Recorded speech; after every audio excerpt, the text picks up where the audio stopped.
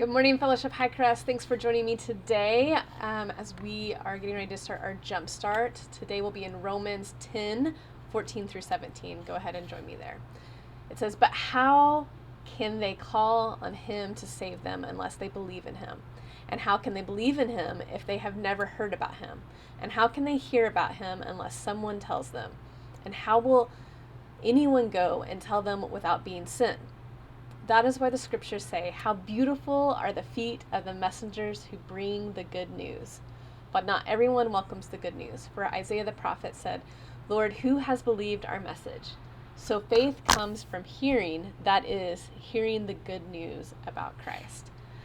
And this is one of those passages that just gets me excited. It's that area and that part of Romans that Paul's been building to for the last 10 chapters, and saying, like, he's been, kind of formulating, this is what the gospel is. This is why we need the gospel. This is the foundation behind the gospel and everything. And then he gets to this point of saying, but how is anybody going to respond to it unless we go and send and tell and preach about it?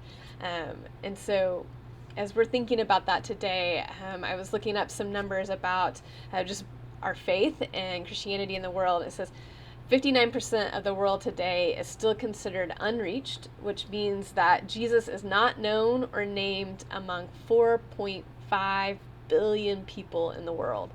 So how does that translate to here in the United States?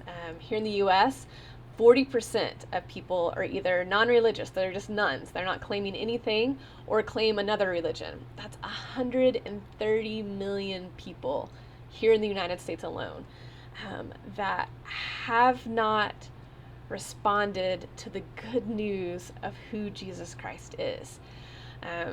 For me, that would be like, as believers, if we had the cure to COVID early on, like we knew this pandemic was coming, we knew how bad it was going to be, lives were going to be lost, and we knew we had the cure to COVID, and we were going to sit on it and not tell anybody and keep it a secret. That is what, like, not sharing the gospel is like in our own lives. Like, we have this good news that radically changes our lives, changes the end of our story, and changes how we live our story between now and eternity. And sometimes we lose sight of that. We lose sight of the impact of that in our lives, and we lose sight of how to share that with those that are around us and that God puts in our paths. Sometimes we say, oh, that's just for the really, really religious, or that's just for the pastors, or that's just for the leaders. And so my challenge for you today is to spend some time in prayer, asking God to, one, raise up people to send and go out and share his message with the unreached. And then also ask him, what is my role to play in this process? God, are you asking me to be a sender? Are you asking me to be a financer? Do you want me to go? Do you want me to be the one that's sharing the gospel here where you have me planted? Are you wanting me to maybe leave where I currently am and go somewhere else and share in that place?